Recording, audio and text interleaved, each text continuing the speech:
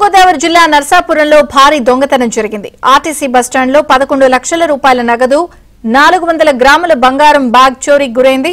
గుంటూరుకు చెందిన ఓ వ్యాపారి నర్సాపురం నుంచి నగదు, బంగారం తీసుకెళ్తుండగా ఈ ఘటన జరిగింది. భీమవరం వెళ్లే బస్సు రద్దీగా ఉండడంతో తన బ్యాగ్ ను కిటికీలోంచి బస్సులో వేశాడు. అయితే బస్ ఎక్కి చూసేసరికి బ్యాగ్ కనిపించలేదు. పోలీసులు కేసు నమోదు చేసి దర్యాప్తు చేస్తున్నారు.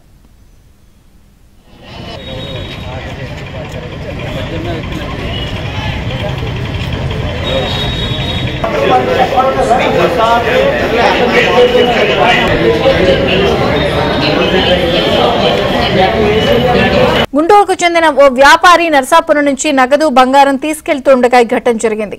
భీమవరం వెళ్లే బస్సు రద్దీగా ఉండడంతో తన బ్యాగ్ ను కిటికీలోంచి బస్సులో వేశాడు. అయితే బస్ ఎక్కి చూసేసరికి బ్యాగ్ కనిపించలేదు. పోలీసులు కేసు నమోదు చేసి దర్యాప్తు చేస్తున్నారు.